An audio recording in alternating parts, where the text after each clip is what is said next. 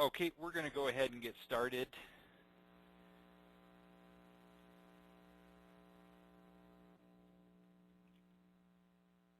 Okay, guys, so the first topic that we're going to be talking about this morning is really related to, we're calling it spring cleaning and computer maintenance.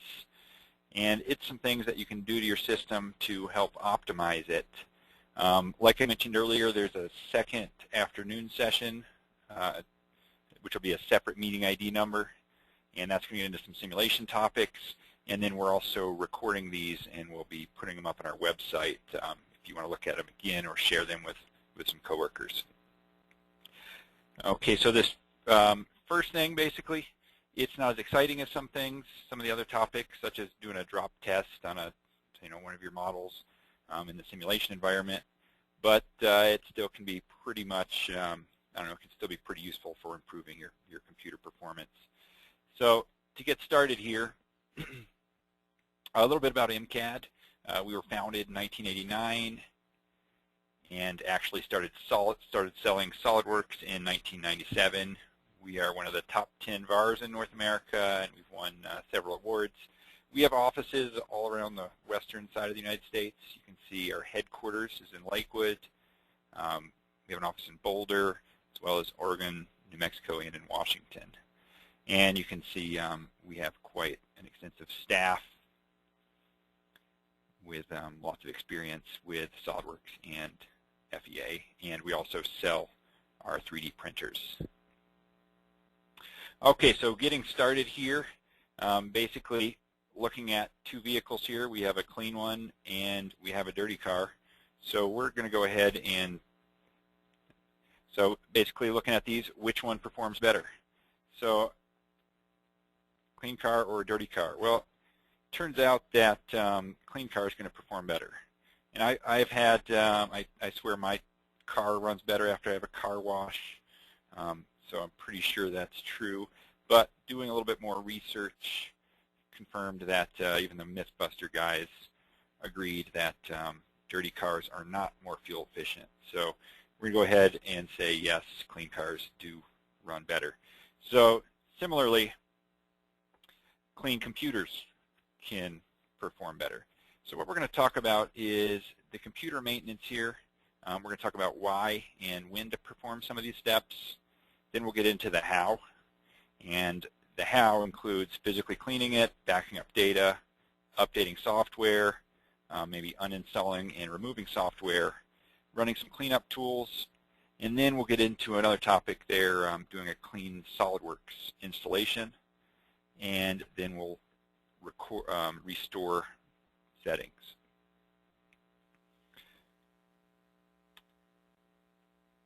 So why and when? Well, this is kind of subjective. The when, I guess, is. But the why clean, prevent overheating. You can increase computer performance. Free up disk space. Disk space isn't all that expensive when you're purchasing computers, but if you have extra files that are unnecessary, sure, might as well free up disk space. Organization. Okay, organization typically increases efficiency, so it's a good idea to do that. And maybe you're cleaning your system to repair software problems, whether it's some sort of software that's crashing frequently. Maybe your first line of attack is, okay, let's perform some system maintenance. And when to clean, this is kind of subjective. Everybody might have a different schedule. Maybe it's something like SolidWorks 2015 comes out, and I decide I'm about to install it. So maybe I would like to go ahead and do some computer maintenance at that time. Maybe you decide some time period every month. Every month you might decide, okay, well, let's spend a little bit of time cleaning our system. Maybe you finish a big project and there's a little lull, so before you start your next project, you might do some system maintenance. Or, again, maybe you're having some software stability issues and it's sort of your first attack. So now we're getting into the key topic here. How do we do this? Well, physically clean the computer, back up important data, update system software, get rid of clutter. We're going to run on cleanup tools, and then do a clean install of various software. So I will get into all these in more detail. Physically cleaning your computer. We're talking about spring cleaning here and system maintenance, so we do cover actually physically cleaning the computer, not just dealing with system tools and the files. So if the inside of your computer looks like this, it's probably not going to be running at its top as far as efficiency. You know, we have heat sinks in there, you have cooling fans, so those things, if they look like you see in this picture, the heat sinks probably aren't going to be keeping the system as cool as they could be. And at this time, you know, if you're opening the cover here, and you know, you obviously want to be careful about static, so be cautious about that. But it's also a good time to look at your cable connections. If you are going to use one of those aerosol, you know, duster cans, one thing you just want to be careful of is that if you spray it directly on the fan, you know, the fan can spin at high RPMs. So usually you want to stop it from spinning. I've seen people stick a drinking straw or something in there. Also, you want to make sure that you're blowing your dust away from the computer, not back into it. So to get into the actual files of the computer, first thing you want to do is back up your data. Okay, we're going to be dealing with uninstalling, reinstalling. So if you have regular system backups, that's already taken care of. If not, you'd want to back up things like maybe a complete system, maybe important documents, pictures, and program settings.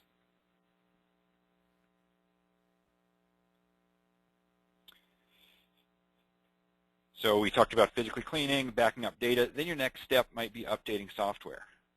Okay, and we're talking antivirus software, maybe Windows updates. We're not talking about SolidWorks updates quite yet, but might go ahead and just make sure things are up to date.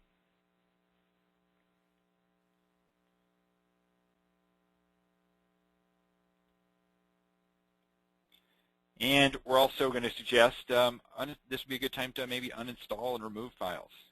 So if you have unused programs, stuff like AutoCAD in your system, you can go ahead and remove those. I don't know, Skype or Instant Messenger, some things that you might not be using, you can go ahead and uninstall. Might as well free up disk space before we deal with some of the organization tools. Similarly, I mentioned Skype or Messenger or something like that. You can look at your MS config and look at the things that are started when your system starts up.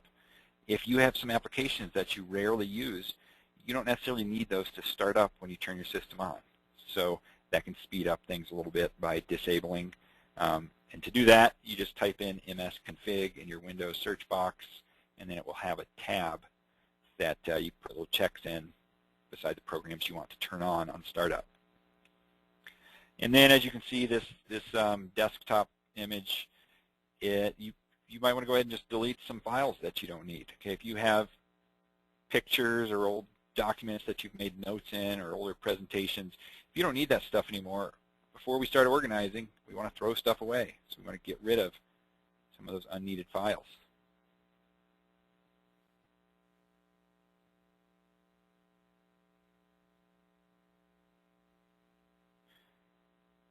Okay, can somebody else just jump back into the questions and let me know, just verify that you can hear me again?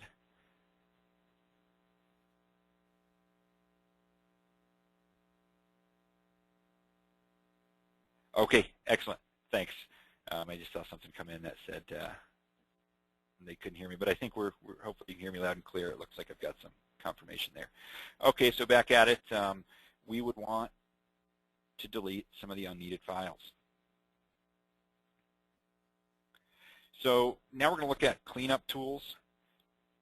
So cleanup tools, we're talking about some of Microsoft tools. Okay, it has included, there is a disk cleanup tool. SolidWorks RX is sort of a SolidWorks specific tool that's installed with the software, and it has some tasks that you can run through that to help clean up.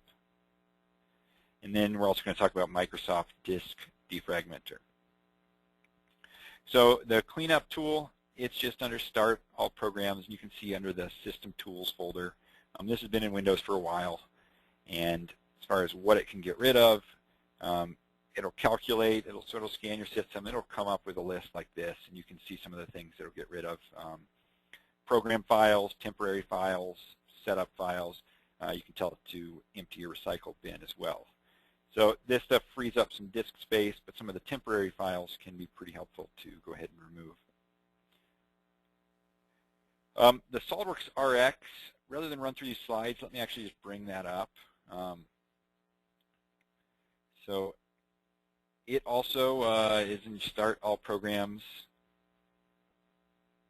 and underneath SolidWorks and SolidWorks Tools. And notice Copy Settings Wizard is right here. That's something else we'll be talking about in a little bit. But SolidWorks RX. So what's really nice about this tool, in addition to some of the maintenance commands it has, is this Diagnostics tab. So if you have a support issue where things are crashing, one of the first things we might ask you guys to do is bring up the SolidWorks RX tool. And if you look under this Diagnostics, it's going to go ahead and scan your system, and hopefully you're going to see green check marks like this. Okay, the key element that we might have you check out is this first one. Okay, your graphics card and driver combination. It's still one of the main causes of SolidWorks crashes, and every version might require or specify a different driver that matches your graphics card. And so you can see that this will actually check, and it gives you a direct link to download some of these. But we were talking about system maintenance here, so let me jump over to this tab. So this tool, I can run this, and what it actually will do is clean the SolidWorks backup directory, SolidWorks temporary directories, and then some of these same commands that you saw on the Microsoft cleanup, Windows temp, temporary internet files. If you have some SolidWorks data files or folders set up, this can clean those out. And you can also tell this to run the check disk or Windows defragmenter.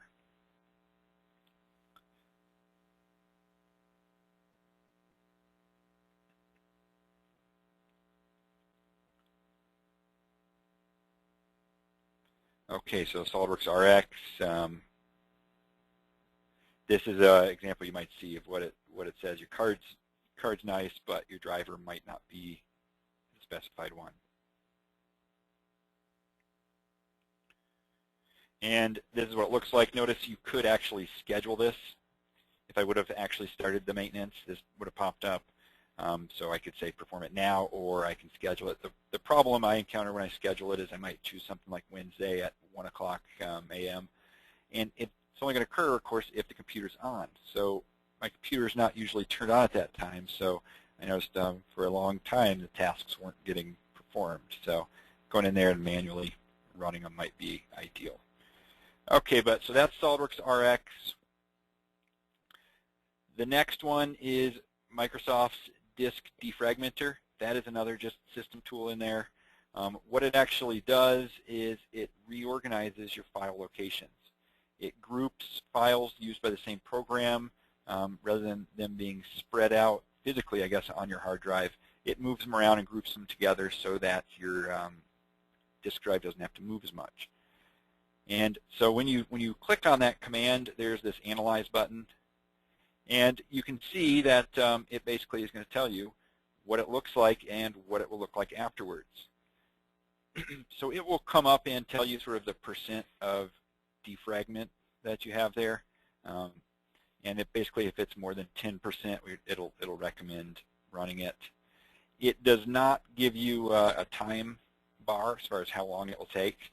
So just be aware that, of course, it is dependent on your file size, your not file size, but your hard drive size.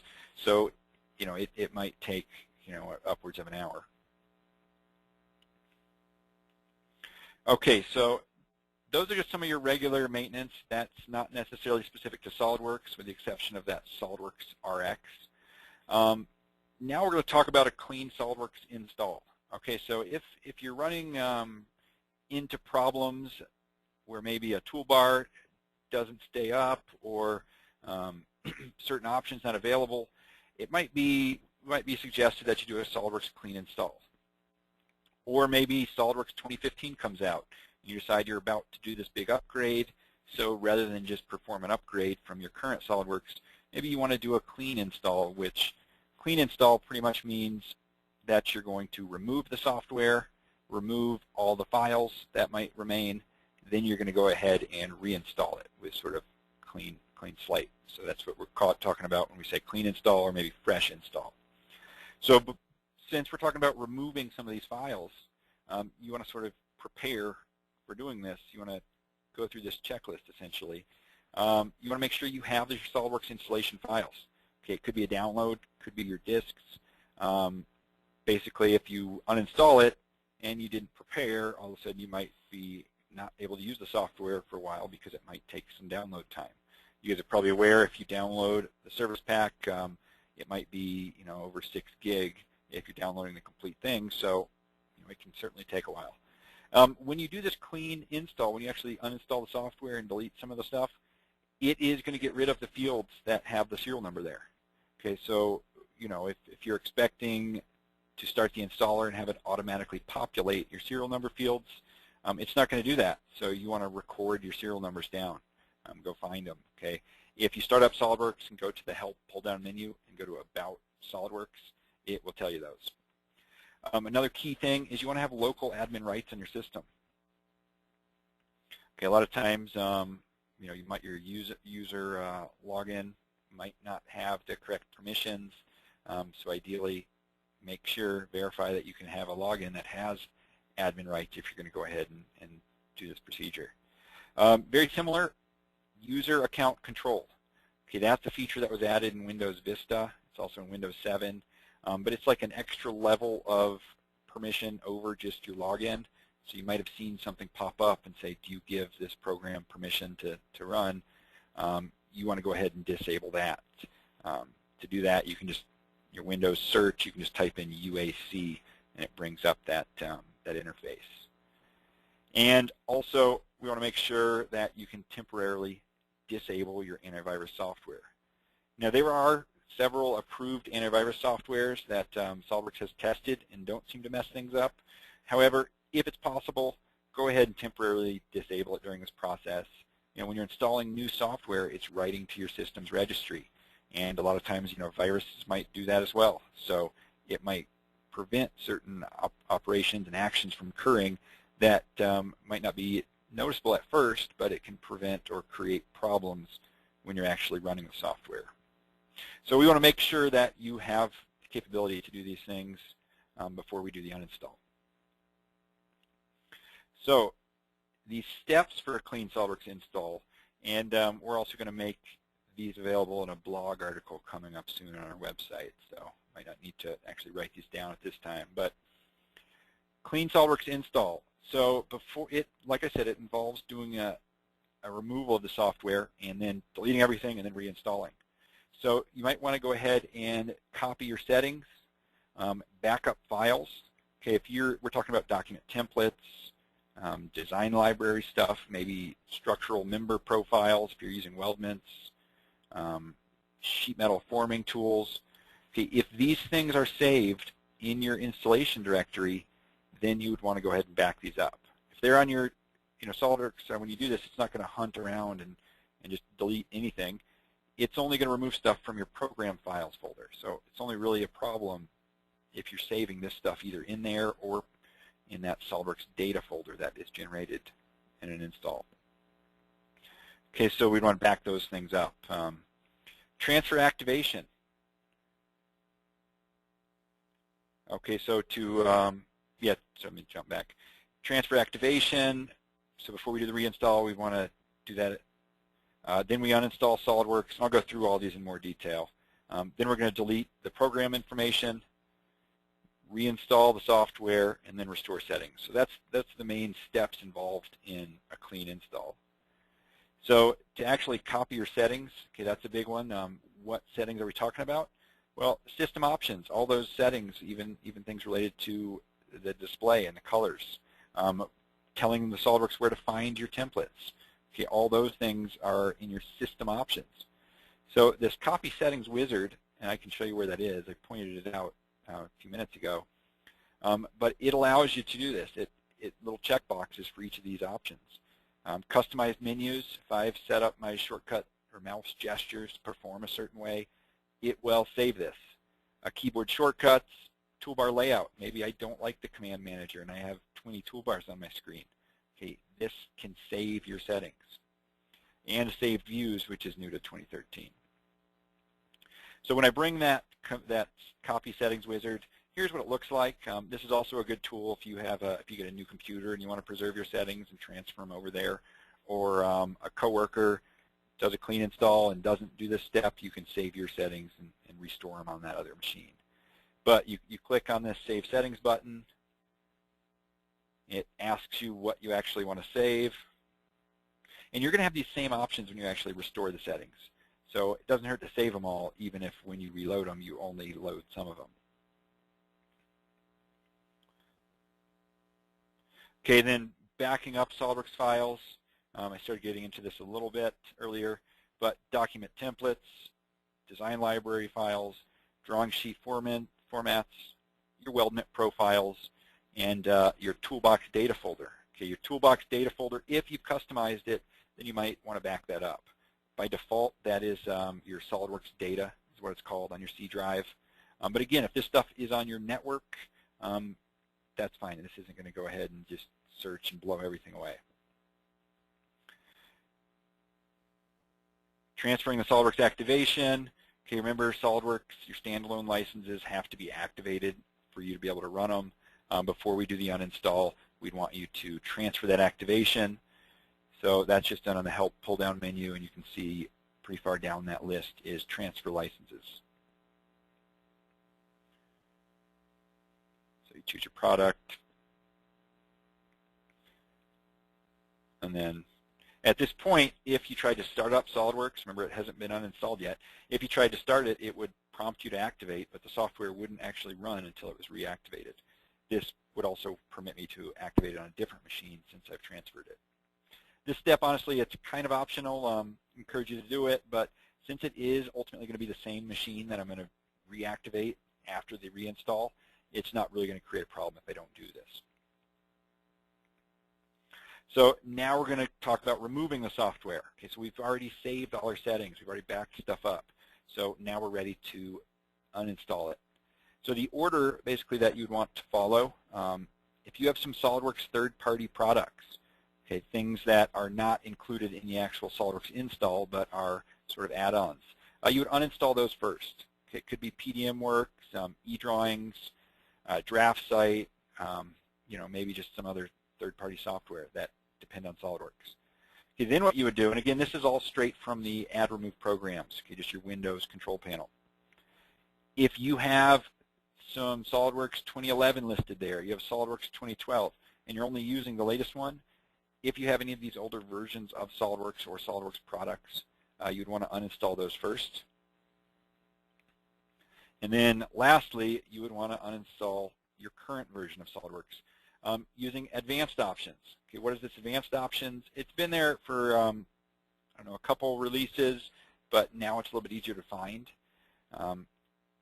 So when I do the uninstall of SolidWorks, it's going to come up with this telling me what it's going to uninstall.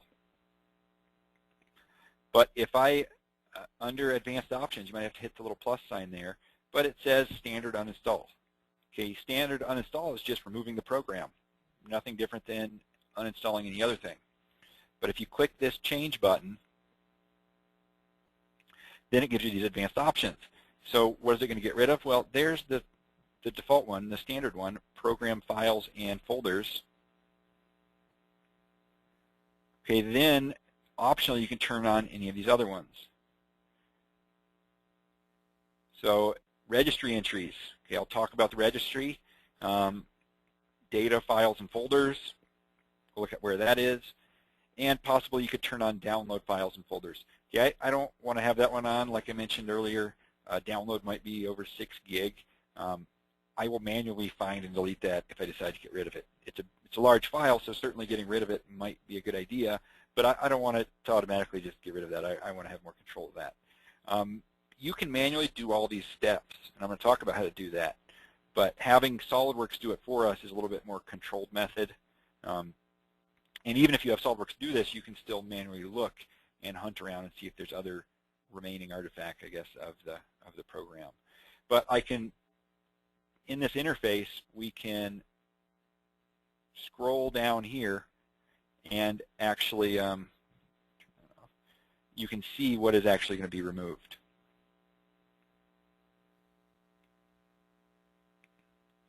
This will come up. Be aware that might have to do a system reboot. Okay, this is modifying some things in the registry, so hopefully we can go ahead and do that without problems.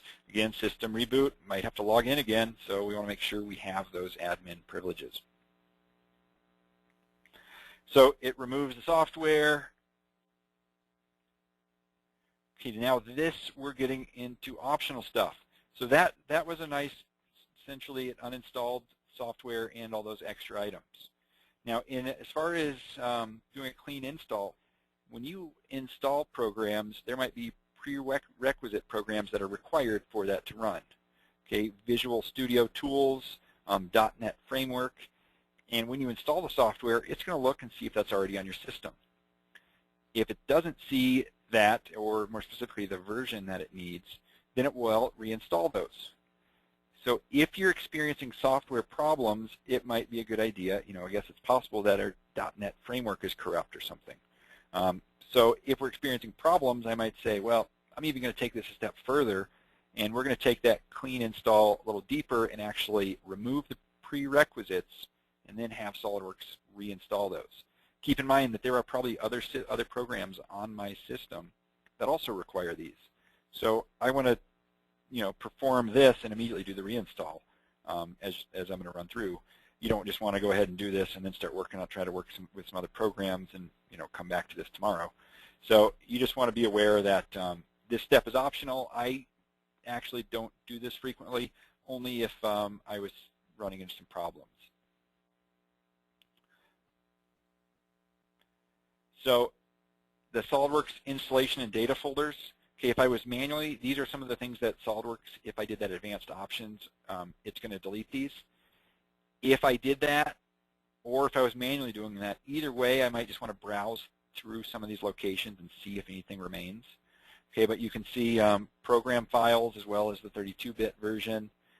There's a SolidWorks Corp, and of course these are, these are the default installation locations. If you've modified that, you might need to find it somewhere else. The C SolidWorks data, okay, that is your toolbox, whole wizard location. Okay, and remember, we might have created backups of that to restore after we delete this. But just getting rid of these, make sure there's no folders. They're probably going to be removed automatically, but never hurts to double check. Now, the other thing, one of those checkboxes on the advanced option there was registry information. So we, I guess, want to make sure that you're really careful if you're going to mess with your computer's registry. Okay, if you don't know how to access the registry editor, then that's probably an indication that you might not want to go into this step. Basically, you can just type in regedit in your Windows search box and it will bring this up. But every program that you install puts some information there. So if you just go in there and start deleting or delete the wrong things, it can definitely create some problems. So you want to be real careful. But these are also some of the things that advanced option would have gotten rid of, would have removed. This is also like where your serial number and where your settings are stored. So yeah, removing this stuff is partly responsible for having your settings reset. But this is what the registry editor looks like. I just want to point out you can definitely back it up. Okay, you can go to File, Export, and you can export certain keys so that if you are concerned or you mess something up, you can at least restore it. So it's not a bad idea to do that, even if you're very confident. So there's the SolidWorks one. So yeah, I could get rid of that. So now let's say we've done those steps. Okay, so we've removed the software. We basically have removed all the programs. So now my machine doesn't have SolidWorks or essentially any evidence of SolidWorks on my system. So now to start the actual reinstall. Okay, so we would restart the computer, log in as local admin, and these steps get kind of repetitive, and disable the antivirus software. So each time you're going to need to do this every time we restart, up until our final activation. So you can put the DVD in, and you can just double-click your setup if it doesn't run automatically. You can choose individual. I will point out if there was a newer version. Okay, I frequently choose this download only. It downloads the newest service pack that it's going to tell me is available, but it downloads the entire thing. Even if I only have SolidWorks Standard, it's going to download all the data that is there to still install your simulation products, even if I don't have those. So it is essentially identical to what a DVD, what the SolidWorks DVD has on it. But I do the download only, and I usually put that on the network, and then I can run the installer from that on several computers. So it's a better way than having to download individually. But that's getting beside the point. That when we bring up this, we're doing the individual. I'm installing on this computer. I would type in my serial numbers, and I would look through these options. If you see it's trying to do something like SolidWorks Corp and then parentheses 2, that's an indication that there already is a SolidWorks Corp there. So it might not be overwriting the folder, but creating a duplicate. If I saw something like that, I would want to cancel and go investigate. It probably means that I forgot to delete a folder. But it's rare, but that's an indication of something not being done cleanly. Toolbox install, I can see that's recreating the SolidWorks data. See how it says new toolbox, it's not upgrading one. And this, I captured this screen just to show you, in this example, see how it's reinstalling Microsoft C++ 2010 redistributable. So that is one of those prerequisites that I had removed. So it will reinstall these if it sees that they're not there. So now our system is, we've reinstalled SolidWorks, so now what we need to do is restore the settings. So you start up SolidWorks. It will prompt you to activate. Okay, then you restore the template and data folders. Okay, if you did a copy of that SolidWorks data, or you took your templates and put them somewhere to copy, and you want to bring them back into these new folders that were just created during our install, you would do that now. Okay, then you run that same copy settings wizard that I talked about earlier, but this time you click load settings. It lets you browse to the file you saved, and it will just recreate those settings. So then it will be identical to what you had previously. And just a reminder, SolidWorks, the graphics card and driver combination, that's very important. So after upgrading to a new version, or even just periodically after service packs, I might run that SolidWorks RX just to see if my graphics card, more specifically my graphics card driver, is still the recommended one. I have a system that's doing some auto updates, and I noticed that periodically it loads the newest, greatest graphics card driver, but the one from NVIDIA isn't necessarily, the newest one from NVIDIA isn't necessarily optimized to run SolidWorks. So really you want to keep an eye on the SolidWorks site, which the RX tool does, because it makes sure that it's the right one for SolidWorks. Okay, turn back on your antivirus software, restart your computer, and then SolidWorks should be good to go. So just to recap, we talked about why and when through the computer maintenance, basically improving efficiency, and basically do it whenever it's convenient. In short, it takes a little bit of time, but typically it's not going to hurt anything, so can't hurt to clean the system. We went through all these steps of how. Okay, physically clean. Remember the dust on the heat sinks and the fans. Definitely want to be aware of static and, of course, getting shocked. Back up your data before we move on. Important files, back it up. Update software. We were talking Windows and antivirus. Okay, I know we turn antivirus software off frequently. However, might as well update it to have the latest virus definitions, as well as the Windows service packs and stuff. Then we talked about uninstalling and removing clutter. Okay, other programs, files, stuff that's not used. Let's just go ahead and get rid of it.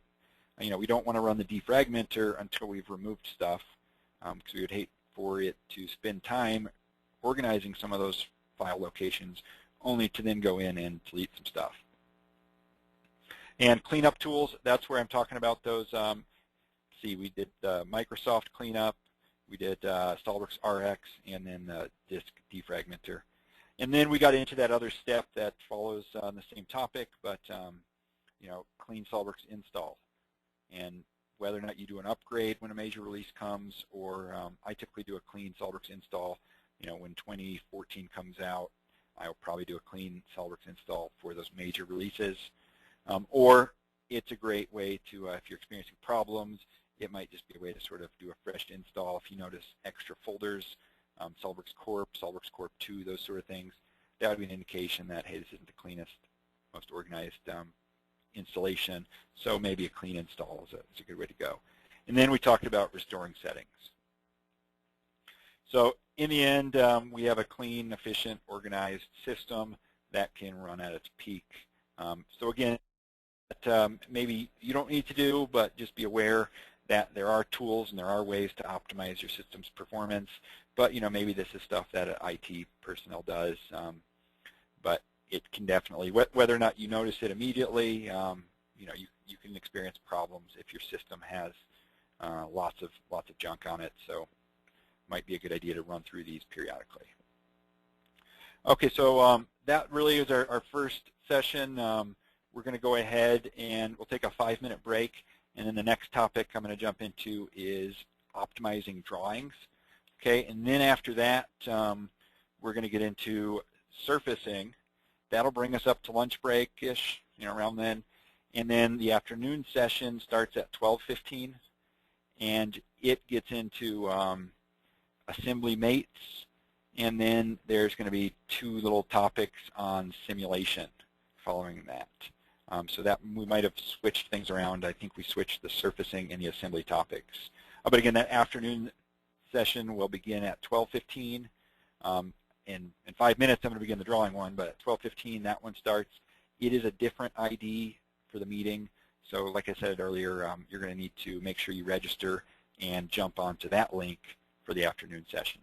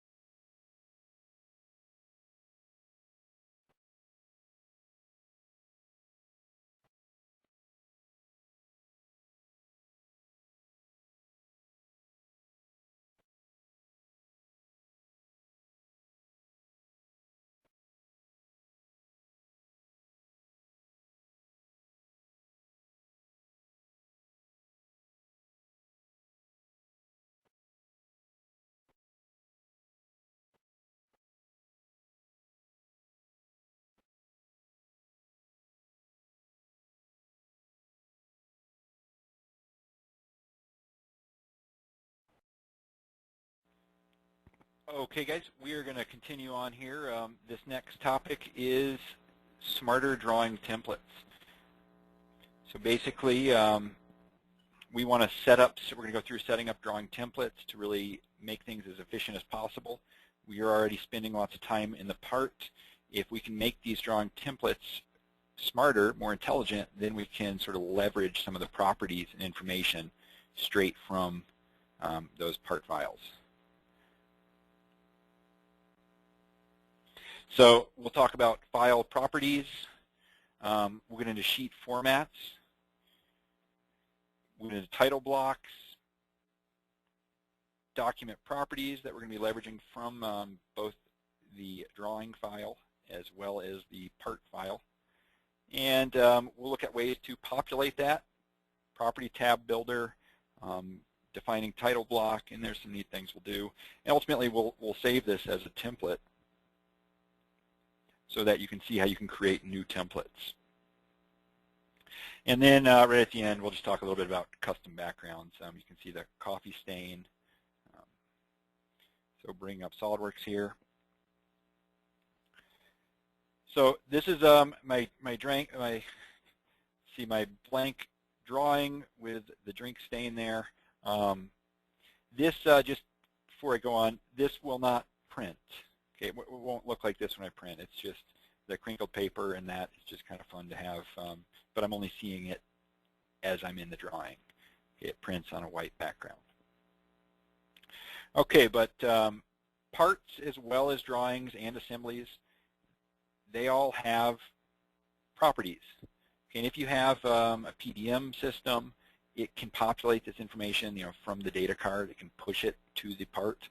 Things like revision, your drawn by, checked date. So if I look here, these are specific for the drawing. Okay, I'll open a part in a little bit and we'll look at that. But this, I just opened a blank drawing. That's how I got here. I just did File, New, and open a drawing. So this blank drawing already has these fields present. So setting up our templates that have the correct fields that we want to use is one thing that's going to give us more efficiency. It's going to leverage this data in various notes. Okay, your descriptions, your checked by, drawn by. What I'm missing here, let's see. I have a checked date, but I do not have a checked by. So to add a new property, now this will only exist in this actual file I'm looking at. So if I wanted to make it exist in all future drawings, I will go through the steps of actually saving it as a template. Okay, but I did a checked by. Okay, so then I'll go ahead and accept that. So this is a drawing. If I want to edit and modify any of this title block stuff, maybe add a logo, add a note, that is part of the sheet format. So in drawings, you have your drawing template. Okay, that's this, what you start with. It loads settings and it loads the background, the title block, the sheet format that was specified in that document. Okay, if I want to make changes to this, like I'm going to go ahead and add a new note down here for the checked by, what I need to do is edit the sheet format. Okay, the sheet format here, all it is lines, notes, and maybe a picture. So, I can move that note around, can move any lines around, adjust the border. So really lines and notes, so it's pretty easy to customize. Some of these things, this is a note that is linked to a property called finish. Okay, this is linked to a property called process. The PRP sheet, though, can get a little confusing. That's the code that's telling it where the property is coming from. PRP sheet means it's pulling the property from the document that is referenced in the sheet properties. Okay, that means if I put a part in this file, it is pulling the information from that referenced part. If you see the other option for some of these notes, like I'm going to place one in here now, it's going to be just $PRP, then the property. That means it's coming from the active document, okay, my drawing. So example, drawn by, checked by, those things are probably being pulled right up here from this file properties. So let's let's do 2 of those. So I am editing my sheet format. I go ahead and create a new note. So in this new note, what I can do is, this is the button I click over here at the left to link it to a property.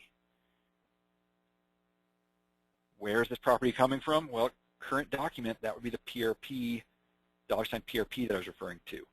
If I say model in view specified in sheet properties, that's pulling from, that's the PRP sheet. It's pulling from what is referenced.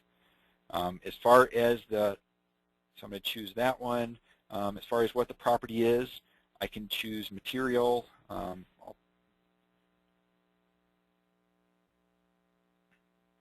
notice it's blue. What I have going on here is it's being inserted to a specific layer. Okay, I want to put this in the title block layer. So I just have some layers. They're a great way to organize some of your notes and annotations. I'm going to talk more about that in just a little bit. I don't see them used all that frequently, but there's some neat stuff you can do with them. So hopefully you can appreciate what you can do with them, and maybe you start taking advantage of them. But that, let's see if I, okay,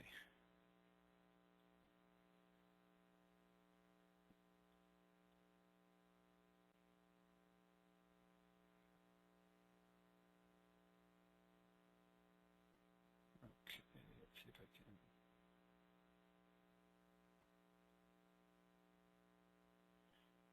Let me try that again.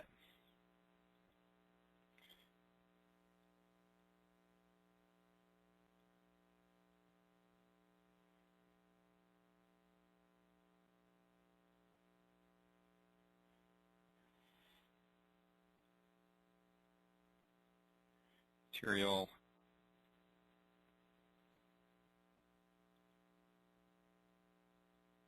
and switching that to the title block layer.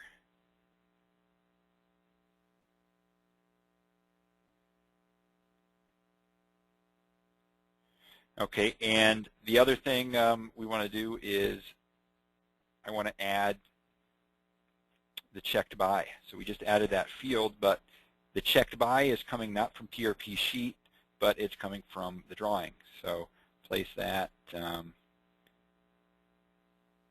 title block layer, link it to a property. So current document, you can see the list of properties. We're talking about the checked by. See $PRP. So there it is, and I'll drag that down there. So now that I've set those up, let's see if I can. Okay, so I got rid of that one. Okay, so that was the sheet format. What you notice in, I was talking about those layers. If I turn on my layer toolbar, this preliminary watermark, okay, that's actually in a separate layer. So when I was editing the sheet format, I put a note there and identified it on a layer called preliminary. This is how I create new layers. But it makes it easy for me to turn that on and off, just hiding that layer. So maybe I like this watermark up until we're ready to print the drawing or release the design. I can switch that up. Okay, so now looking at a part file.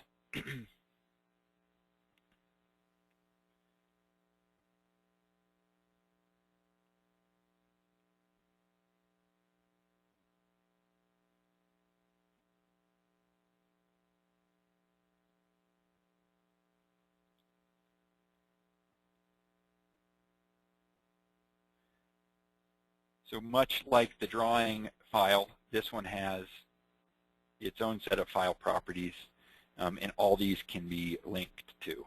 So material is linked to the material, so it's alloy steel. If I would put this in the drawing, it would immediately populate that. So before we get into that, though, these notes I was creating in this part in the sheet format, they're linked to properties, so that's nice, but what are ways to populate that? So the older, straightforward method is simply opening your document, going to File Properties, And you can see if I type in checked by initials, checked date,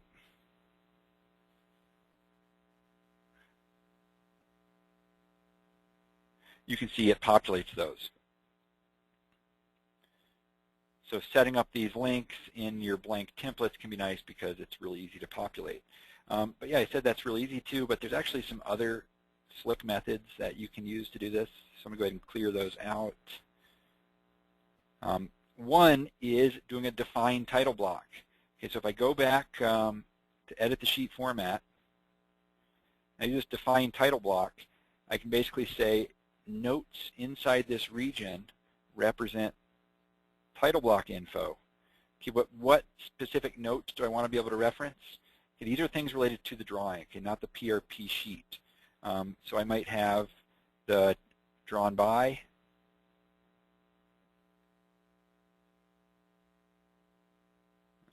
it's hard to find these.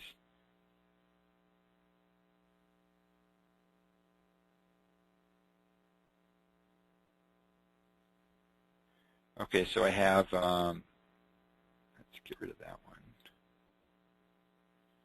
So I do want to be aware of the order here because I can actually tab through them that you'll see. But I have drawn by, drawn date. We'll do the checked by and the check date, and then maybe the revision.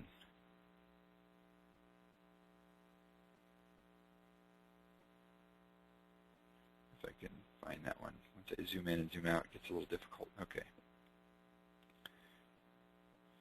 So the way that would work, let's say I put a part in here and I'm working on the drawing. What I can do is just right-click down here. You can see that little symbol. And I could say enter title block data. And you can see those blue fields now all of a sudden are visible. So I can just click in here and I can click in these boxes, and if I type in, hit the tab key, okay, and I guess that needs to have a certain format.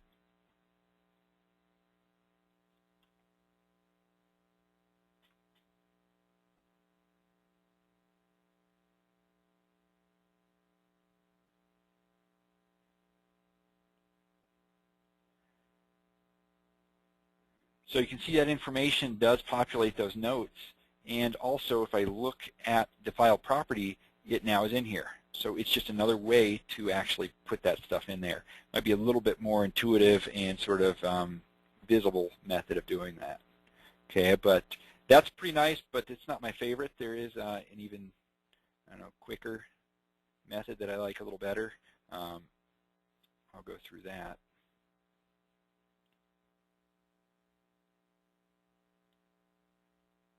Okay, so I cleared that. And the way this works, it's called Property Tab. Well, you can bring up a program, sort of a little application called Property Tab Builder. But what it does, it creates a user interface over here that you can pull things, create pull-down list and choose various names there. You can choose the date. So how do you set that up? Well, what we do, if I just go up right here under my SolidWorks resources, I can just click on it there, Property Tab Builder.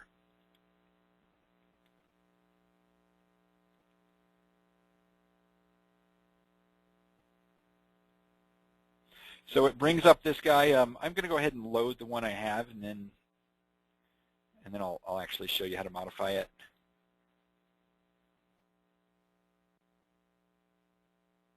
So I'm going to delete the drawn by. Okay.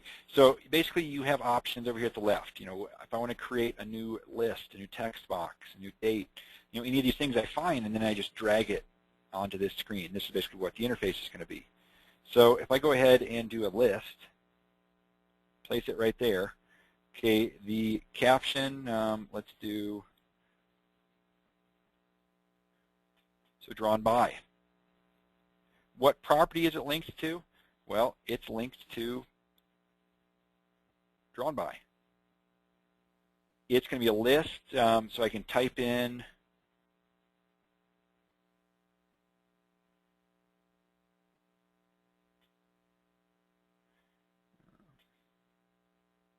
So I type in various values, maybe names, maybe initials. If I do allow custom values, then it means somebody could actually type in the data. You're not required to find it on the list. Okay, I'm going to leave it like this. You can see it did work there. So now what I'll do is I'll save this.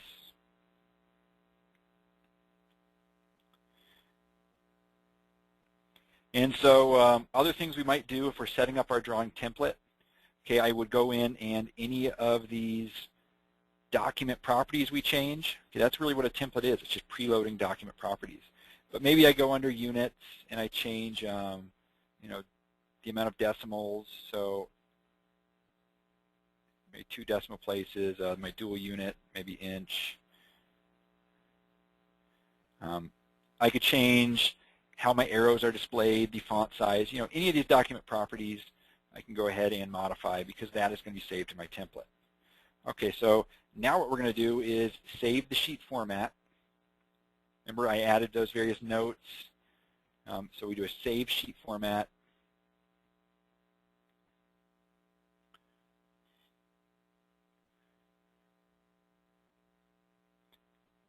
And I need to make sure it's pointing to my new sheet format.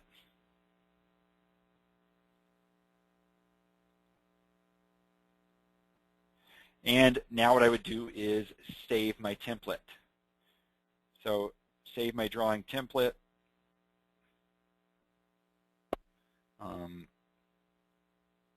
We'll just call this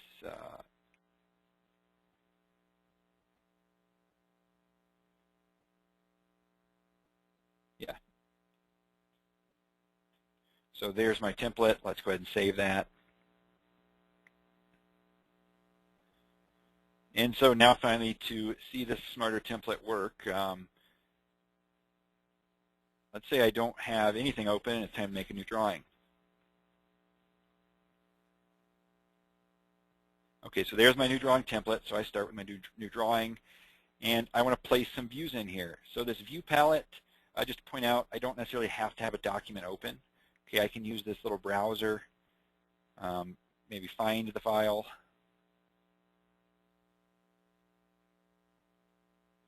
And that will give me my views that I can preview. So it's going to do the auto-started projected views. So if I go ahead and take a front view, place it here. But here's a nice trick.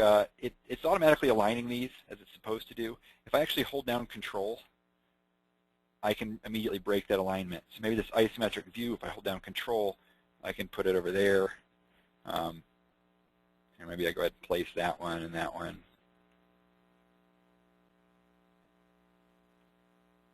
Or break the alignment again. So there my views are. Now let's go ahead and look at some of the properties. So I mentioned that property tab builder here. So drawn by, there's my list. Drawn by date. This is pretty slick. It pulls up a calendar. Checked by.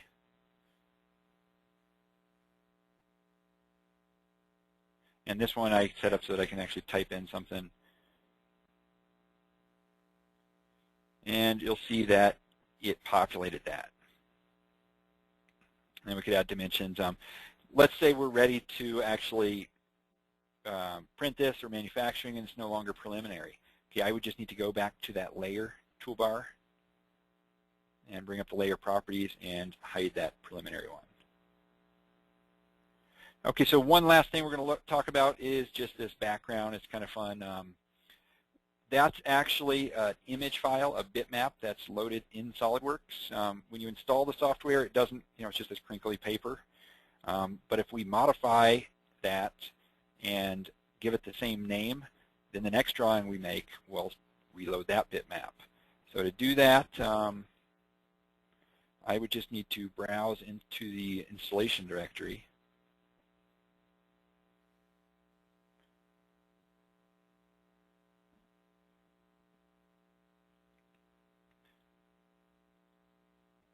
Data, images, drawings.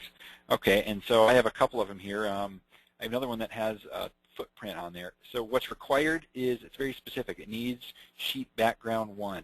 That has to be the file name.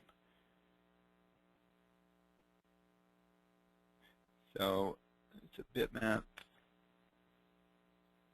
So I changed which one is called sheet background 1. So now when I make my drawing,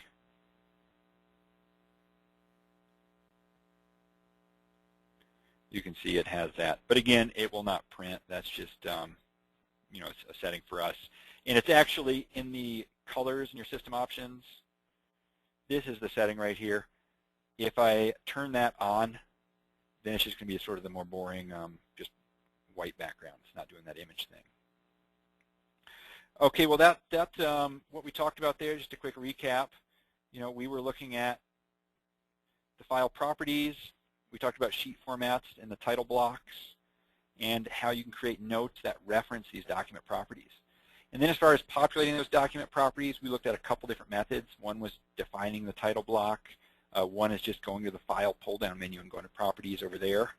And then the last one, the Property tab Builder, was that slick interface on the right side of my screen with the drop-downs, the calendars where I can pick my dates.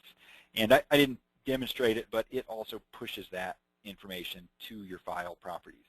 You know, it all ends up putting the information in the same spot, just different ways to type it in, and basically different interfaces to input that information. And then right there at the end, we also just looked at that sheet background, how to put the, and those are actually, you can find some on the web, downloads, or that 3D Content Central website. I think there's various other ones that users have uploaded. Okay, so that concludes the drawing templates. What we'll do, we'll break for another about 5 minutes while I get our next topic ready. And this next topic is just looking at some of the surfacing tools. And the part that we'll kind of review and look at is car body, so we can see how surfacing can be used sort of for the automotive type geometry. But that will start in about 5 minutes. And I did verify again that second session, okay, our afternoon presentations, that is going to start at 12:15, and it will be 3 presentations, starting with assembly mates, and then followed by 2 topics that kind of blend together, both on various simulation. So anyhow, if you need to register for those, again, check your email and make sure you register for that, as it's a separate meeting. Okay, but like I said, we'll resume again in about 5 minutes or so and move on to the surfacing.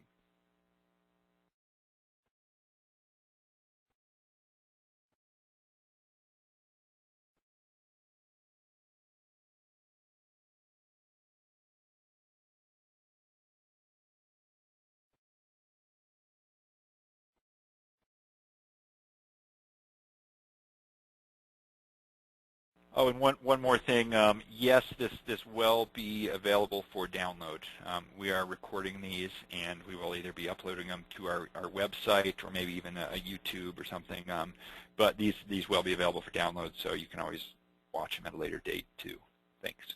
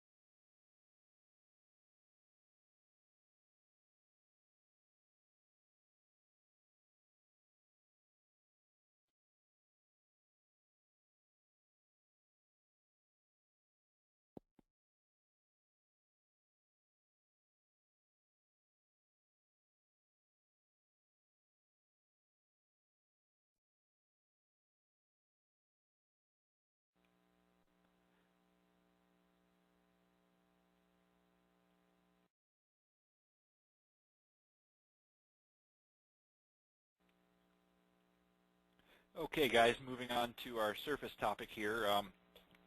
So we're going to look at some of the surface commands, and our example, we're going to see how they apply to automotive industry. Basically, we're going to go through some of the features on a part that's already constructed by one of our guys here at MCAD. So special thanks to Alex for generating this file. And it's actually available for download if you want to inspect it and check it out. I'll show you where the link is to that. But first thing, that's again about MCAD. We talked about that. So this is related to the design side. We're looking at a part model here. So the general approach, okay, we're going to talk about that when you have a complex project like this. We'll get into splines, talking about how to best manage those and work with them. Then we're going to look at lofted surfaces, boundary surfaces using the fill surface command, and then we'll talk a little bit about top-down assembly modeling. So the general approach, okay, key things here, create your most important, your primary surfaces. Okay, create those first, and then you can deal with trying to create the transitions between those. Okay, another key thing that you want to do is overbuild. Okay, you want to overbuild your surfaces so that then you can trim them back at a later date. So let me bring SolidWorks up.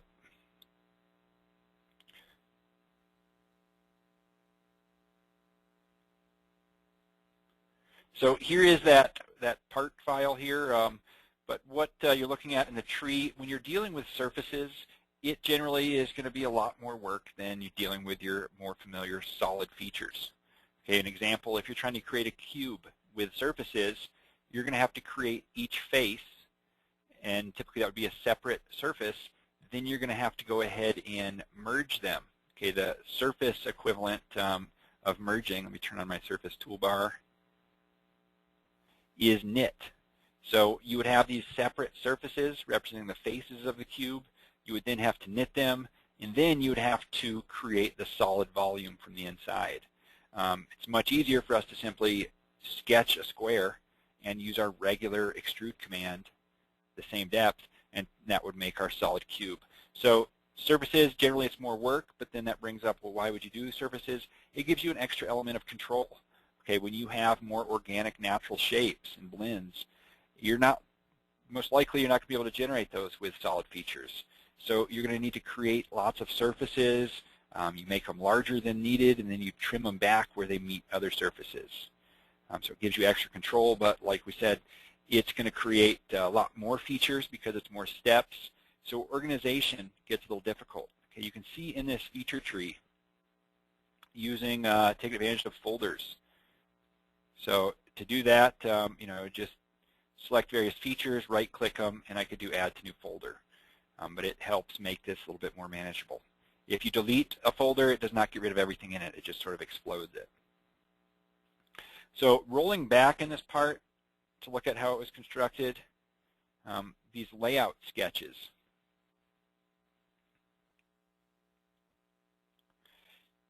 So various sketch pictures were placed on some of our default planes, and they were scaled. The size was adjusted so that they are scaled, and then create various reference sketches, basically tracing portions of that sketch picture.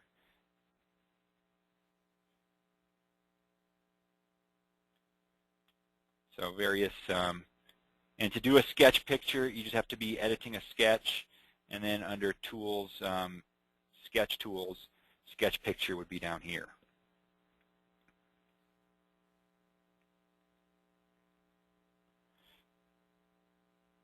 So then looking at some of this, well, we'll just sort of analyze this first feature here.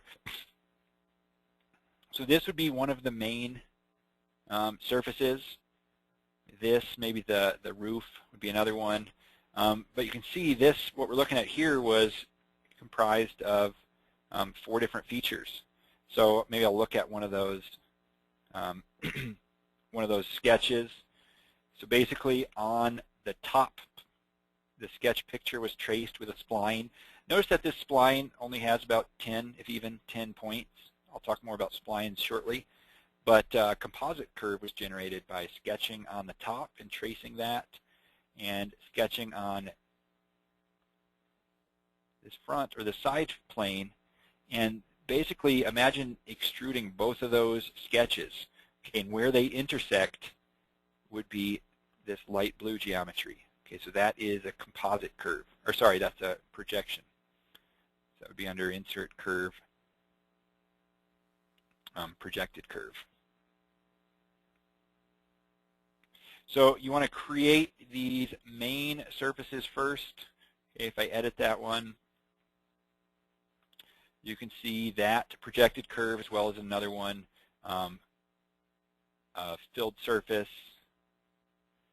So that's a boundary surface was created with those different definitions in the directions. Those parallel ones, essentially parallel, were used for the direction 1. And then you can see these were used to define second direction. So I'll get more into that boundary surface and filled surface commands. But mainly want to look at this and just illustrate that where you start something like this might be tracing some sketch pictures. Maybe they're concept design, hand sketches that you then scan. And so you create your main geometry first, and then you trim it back. So if I look at this next feature, you can see more, this sketch right here, again, tracing some of the pictures, and then that was used to trim away, pull this back. So let's look at, you saw how a majority of those were using splines that were using, that were tracing the sketch picture. So if we want to talk more about splines, let's take a look at this file. So this sketch, this is a spline command. Basically, if I do a 3-point spline, that one became a 4-point. But you can see how it is interpolating between every click I take there. So let me go back to this PowerPoint.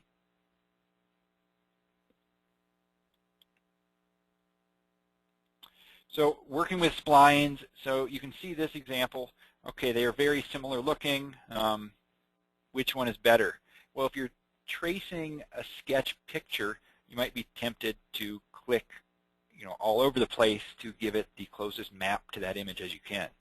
Okay, but when you do that, it has to interpolate between all those points.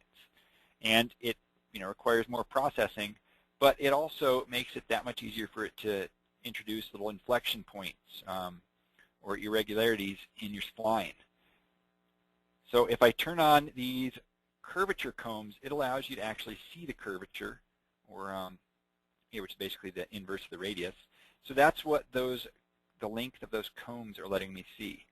So basically, with all those spline points, it's creating not smooth transition. Okay, it's kind of messy. So in general, with splines, you always want to do as few points as required.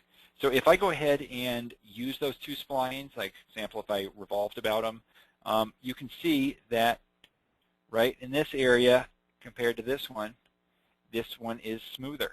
Okay, and these are zebra stripes. It's just on your Evaluate tab. It helps you see irregularities maybe in your surfaces. It's kind of like a car fender.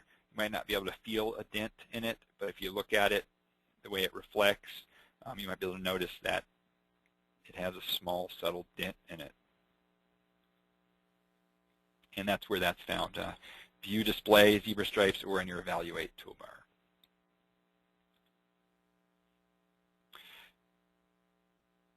So back to the SolidWorks here. I just created that spline with a few clicks.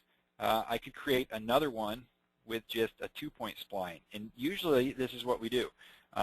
Suggest creating a spline with as few points as possible.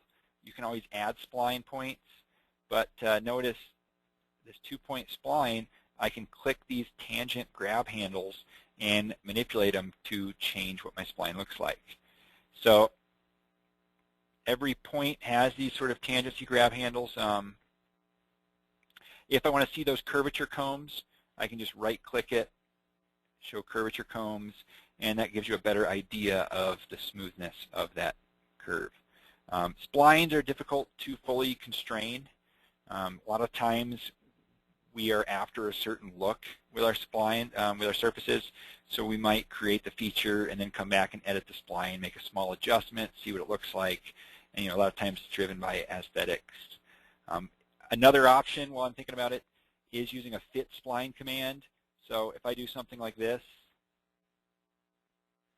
I could fully dimension that, but if I go ahead and just select all these elements and under our spline command I do fit spline,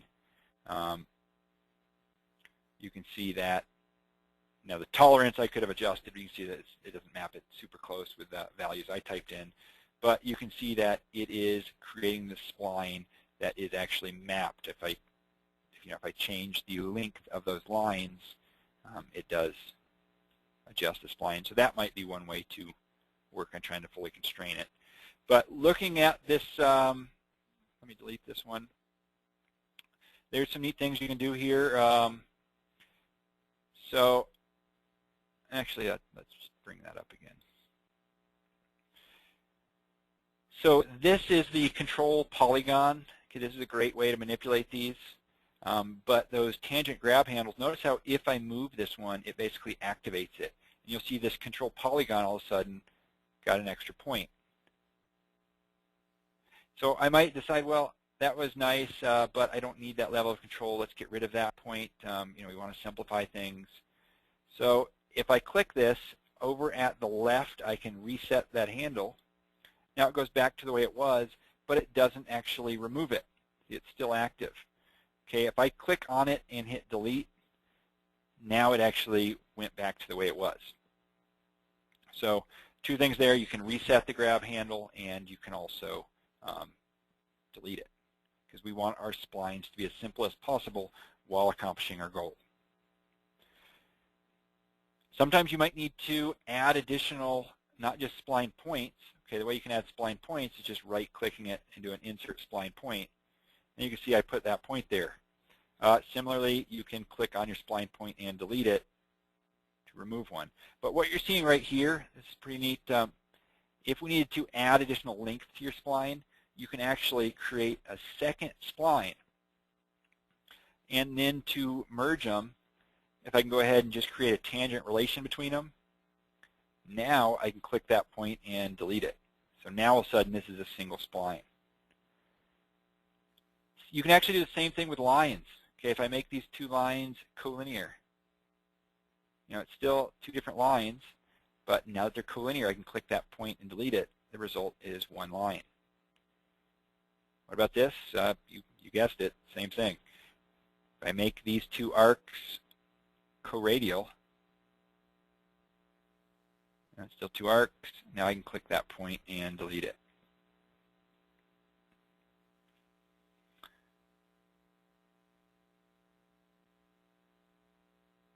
So with splines, keep it as simple as possible, only as few points as you need to define your geometry.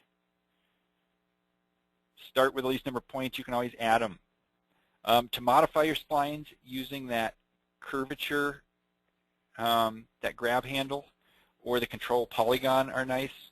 You can show curvature combs to help get an idea of the smoothness of it.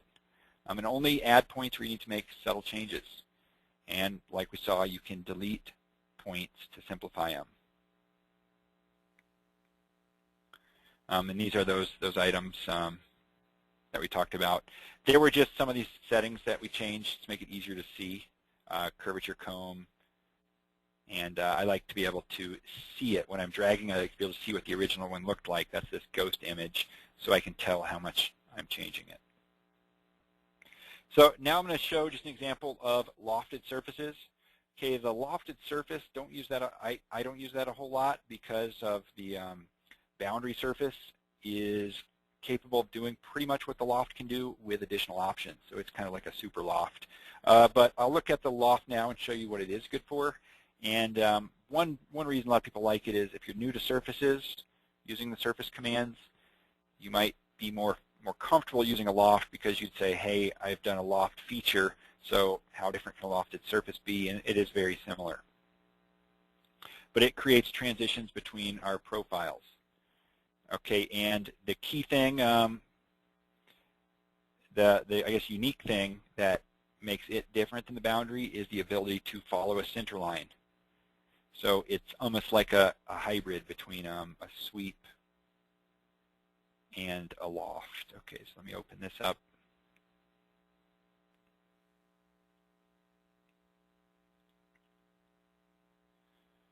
So this shape right here on my surface toolbar,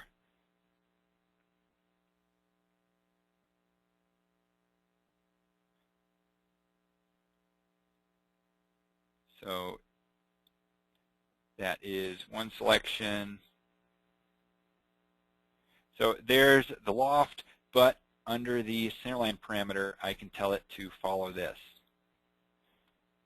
So it's transitioning between those profiles, but the path that it uses as it's transitioning is can be driven by another sketch. So that's why we were referring to it as kind of like sort of a hybrid. It has some characteristics that are similar to doing a sweep, but it also has that ability to transition between profiles that is specific to well, that's in the loft command. So one other thing to be careful of when you're doing lofts is if you have circular profiles.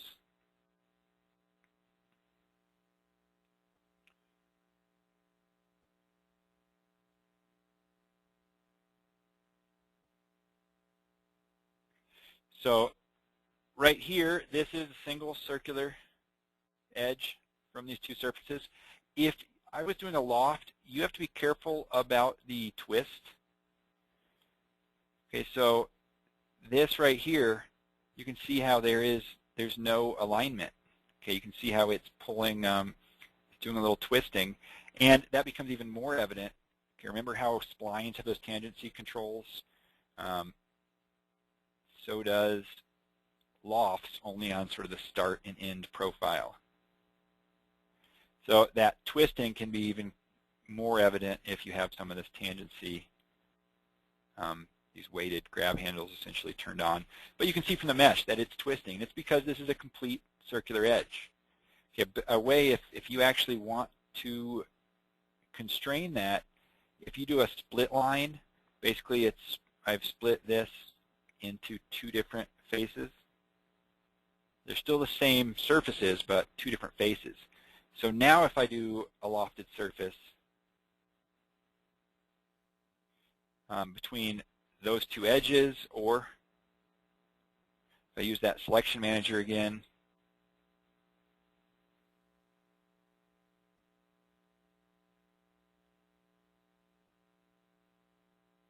you can see that now it does align them, and I can still turn on those start in constraints.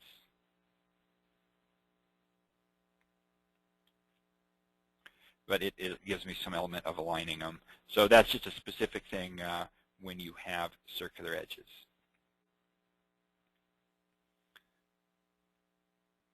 So now looking at the boundary surface command.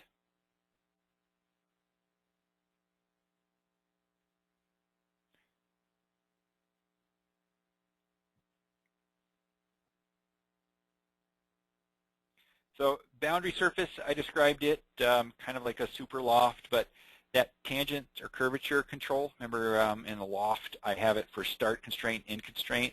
Well, the boundary surface command, you have it in two directions. So if you're basically patching a four-side hole in your part, you have those four edges to choose, you can essentially make it curvature continuous to the adjacent faces. So that gives you quite a bit of power. So it can be tangent or curvature continuous in two directions.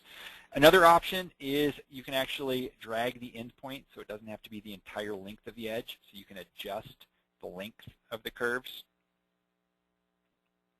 And it has just better tangent curvature alignment than the loft does, so more power.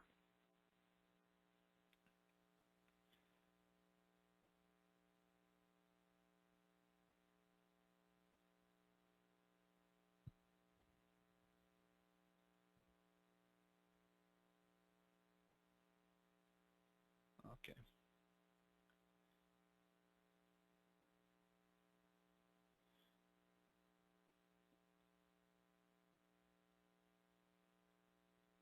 Make that easier to see here.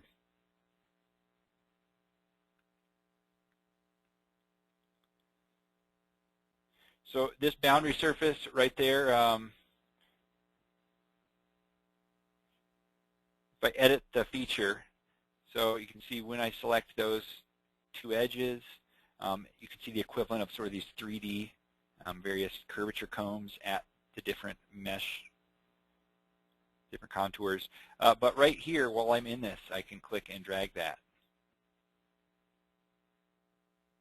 And on these different edges right here, this is where I could choose whether it's curvature to face, tangency to face, you know, those curvature controls. So it allows me to get maybe the smoothest transition possible. And you can also adjust, this is the alignment options. So this face, the way it's calculated, they're processed or solved, you know, it has those parameters, essentially like the mesh or grid. If I align it to those ISO parameters of that face that's generating that edge, you can see how it transitions like this. So that might be a little different than what you're expecting, but if I want to actually look at those ISO parameters, what I can do is I can do, well, here they are. I can just show the face curves of those. And so that would just be, you know, inserting a new 3D sketch under my sketch tools. I can do face curves, and if I select that, you can see how it's going to show those face curves and turn them into a sketch. Okay, but I'm going to cancel out of that. Another thing you can do with these boundary surface, so they work really well with four-sided geometry because of the way it's creating those, using those ISO parameters, using essentially the mesh or grid to process.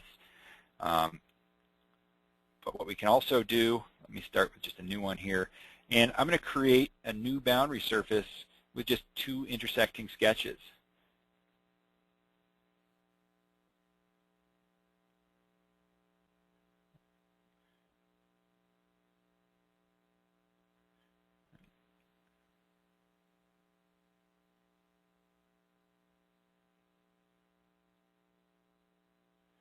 Okay, so I'll have that spline.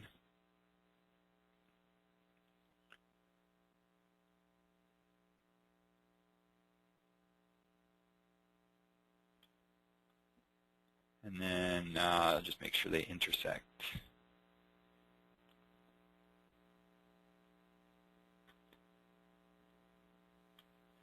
So on my surface command, I'm going to go ahead and do that boundary surface. And for direction 1, and you can sort of see in the preview the mesh or grid that it's using, those curves that it's using to process that. So that can also be used to create, I don't know, to patch your geometry if you want sort of a domed shape to fit some patch. You can specify what the cross-section looks like in certain areas and use those in one of the directions, maybe the edges of that hole, of that gap, as your direction 1.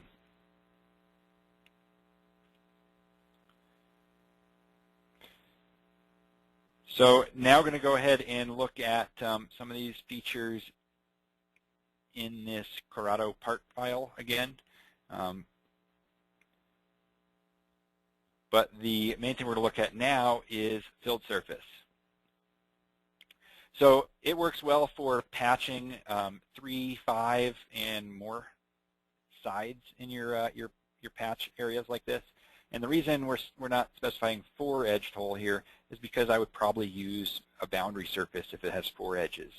But you can see even in this preview, and I'll recreate that, but how it is basically using, again, this almost XY edge type geometry or mesh type geometry to patch that. And you can specify the curvature at these different edges. So it works well for patching holes in your model, might be 3, 5, like I said, more edges. This is also referred to as in-sided patch. and it doesn't have like the bunch or sort of I don't know, wrinkle or pucker that it might have in some singularities if you tried to use your boundary surface. You still have that edge control, contact, tangent, curvature, continuous.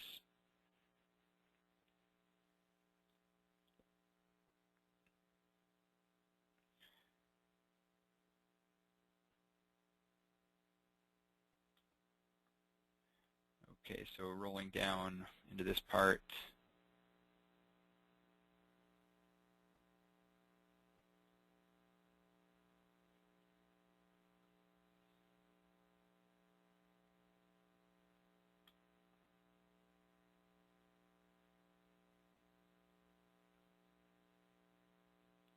Okay, so that patch region right there, if I go ahead and use our filled surface here, one nice way to select all these edges is if I right-click on this and do select open loop.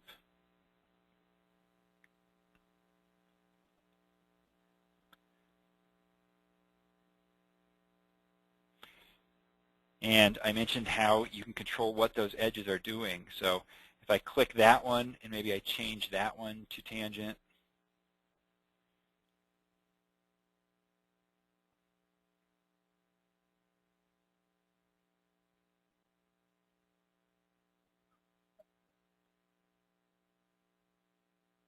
leave that one contact and that one to tangent.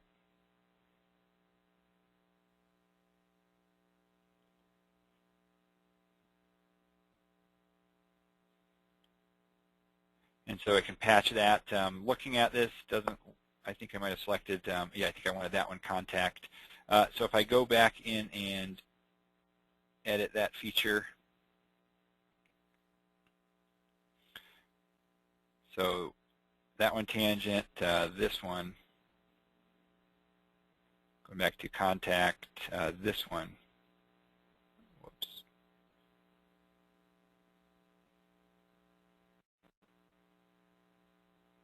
Okay, so there's a much smoother patch, able to make it tangent here, here, and here, and then maintaining just that contact to sort of give it a sharper edge there.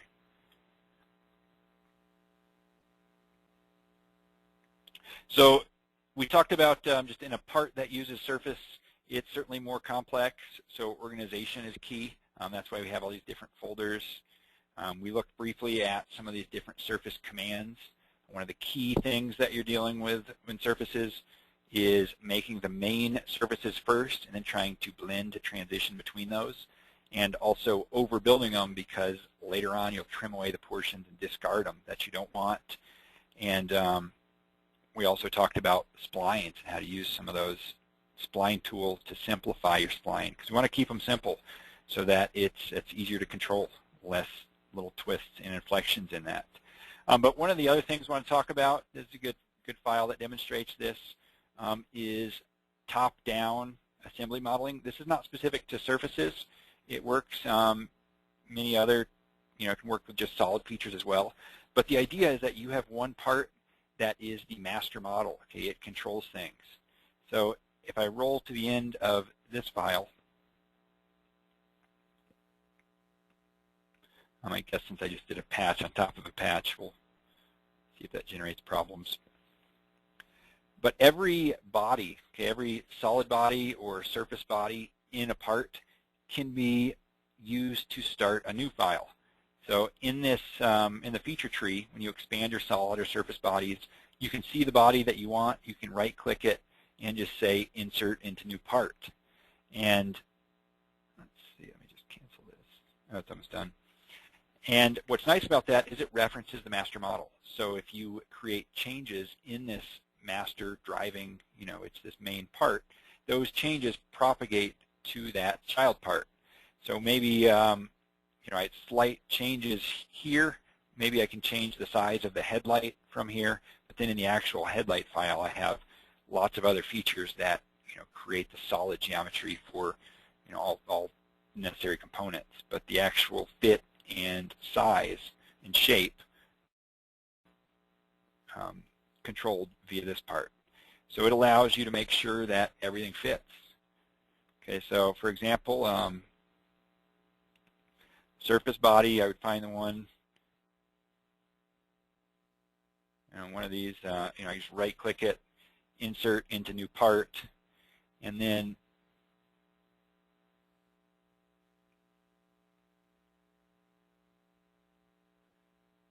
you can see that this part file right here, this new one, it actually has that geometry. Okay, it has the shape that I exported. And so it has the stock feature here, that's what it calls it. But in this file, I could go in and add additional features. I could thicken the surface. That's not what I want to do, but you can see how this turns that surface body into a solid body, and if I modify the original file, it sends that, it propagates that change down to this part. So let me show you an example of one of those.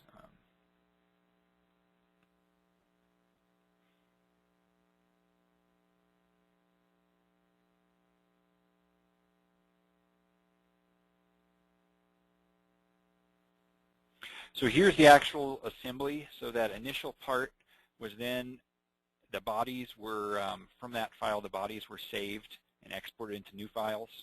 Okay, then those new files were then reassembled into an assembly.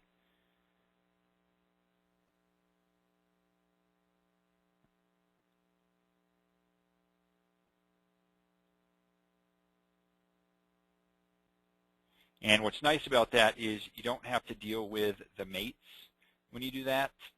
Basically the mates, all the parts are still located to that same relative origin in the initial file. So you can just put them in the new part and or the new assembly and just hit the check mark so that they end up fixed, in that same relative location. So it will match that exact geometry of the source part.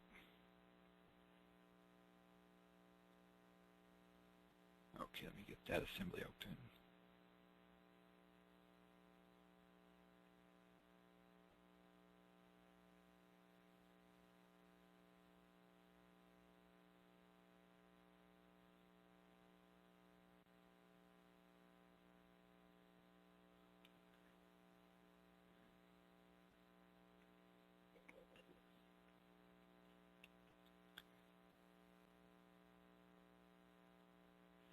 Okay, so basically, yeah, in the top-down approach, you have that source part just like what we had opened. You can save a solid body. In this example, it's basically that headlight shape. Then in that new file, you can go ahead and actually add additional features, extrusions. You can thicken the geometry. And it looks like my assembly is actually missing some parts. So yeah, let's just focus on the slide then.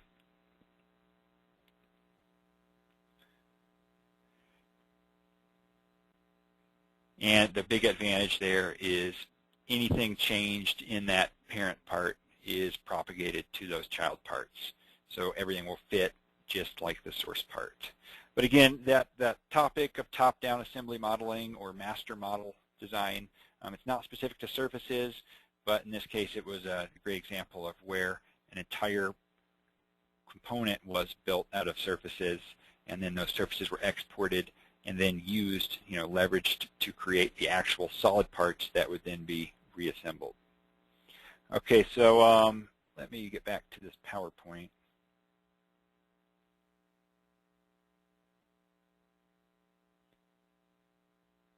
So like I mentioned, this entire car as well as the assembly with all those parts, it is available for download. You can go to the GrabCAD library to access that. And this file was made by Alex over at MCAD, who works out of our Northwest office, so special thanks to him for generating that and putting that up there. But I'd encourage you to log into that website and download this file and check it out. There's some good stuff in there. You can see the techniques used in a lot more detail using those boundary surface, lofted surface, filled surface. And the end assembly that you can see right here. Looks like mine was missing some parts, but that actually is, like I was initially talking about there, it is using that master model technique. So you can download all those files and take a look at how it's organized and how it was constructed. Okay, well that went over a little bit over our time limit, but Brendan will be starting the assembly topic around 12:15, and then that's probably going to be about 30 minutes, so around 12:45 or so, he'll start some of the simulation topics. But this will be available for download just like the model is, so we invite you to take a look at that. And thanks for joining us in this morning session. And I said it a couple times, but if you do want to join us for that afternoon session, you'll need to register, as it's going to be a different GoToMeeting, a different webinar entirely.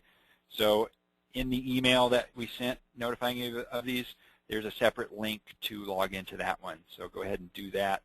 Yeah, and we'll see you then. Thanks for joining us. Bye.